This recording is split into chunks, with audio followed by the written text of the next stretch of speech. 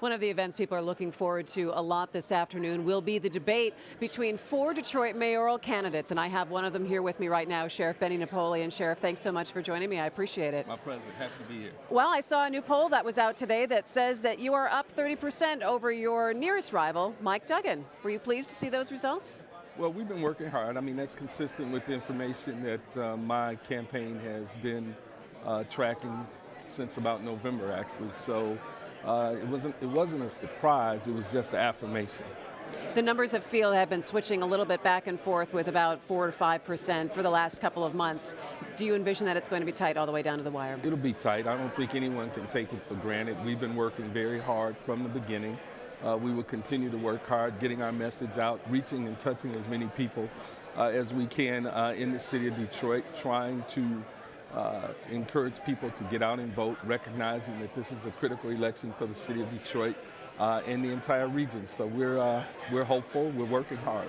People would look at the state of the city of Detroit right now and say, why on earth do you want to be mayor of that city? Well, I've been a lifelong Detroiter. I have seen the city of Detroit in its best days, and I've seen it in some of its worst days. And quite frankly, I think that we need leadership that really understands what the city of Detroit has lost as a community and what really the possibilities are. I know both. So I have spent a lifetime doing and working for the people of the city of Detroit. And I want to continue doing that in a capacity where I believe I can really make the greatest impact. We have some serious issues with crime. We've got serious issues with blight. We have issues with economic development and job creation. And we need leadership that's going to be focusing on that every single day of the year, every minute and every waking hour. You're talking about making an impact. Should you win in November, you have an emergency manager in place. What kind of impact do you think that you can make first year in office when Kevin Orr is expected to be there at least for 18 months? Well, that's not definitive at this point. There is a challenge to his authority as an emergency manager, and we don't know how that's going to pan out. But what if he stays? Let's just say. Let's assume he does.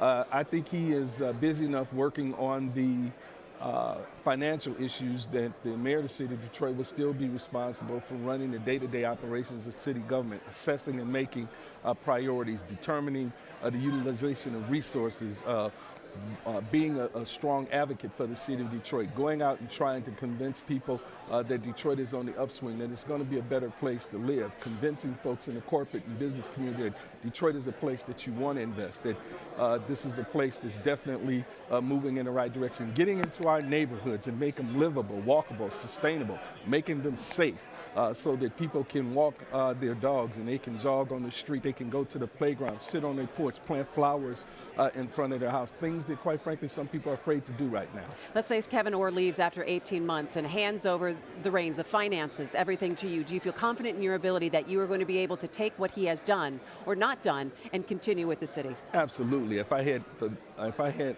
iota of a doubt that I could do that, I wouldn't be in this race. I mean, I had experience. I managed the largest department in city government with the second largest budget. That's not something that I'm not accustomed to. I recognize that we're going to have to make some changes. There has to be a strategic review of city services. We have to set some real tough priorities. We got to recognize that there's some things that we're going to do and have to do very well. There are other things that we're going to do we're going to need some assistance with, and quite frankly, there's some things that we're just not going to be able to do. We have to have some tough decisions to be made. But we're going to change this community square mile by square mile, house by house, alley by alley, block by block. We're going to make a difference. I appreciate that you know that those tough decisions have to be made. Mayor Bing got criticized that he maybe didn't make the tough decisions that had to be made. Do you think that once you get into the office, those tough decisions won't be easy to carry out? No. I've made tough decisions all my life. I've been in police work as a supervisor since 1983. I don't think any tougher decisions are made when you're making decisions regarding life and death. That's the toughest decision you ever have to make.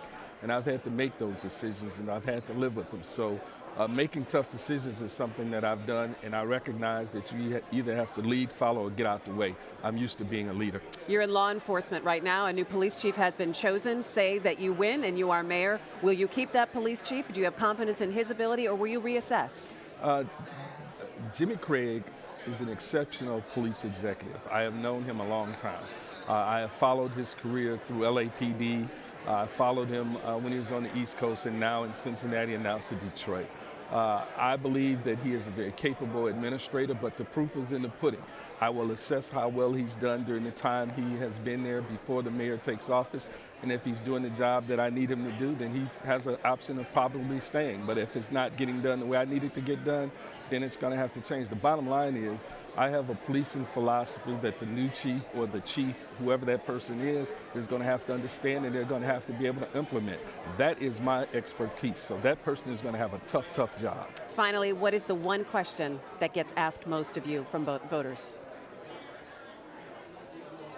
Wow. Oh, I stumped you. Yes. The one question that voters ask me the most, the one you asked, why are you running? That's the question that I get asked actually the most. Well, good luck. It's going to be a tough, long race, and we appreciate you taking the time and sitting down. I'm up for the challenge. Thank you for having me. Sheriff Benny Napoleon, we appreciate it. You're watching our live coverage of the Mackinac Policy Conference. Stay with us. My Vote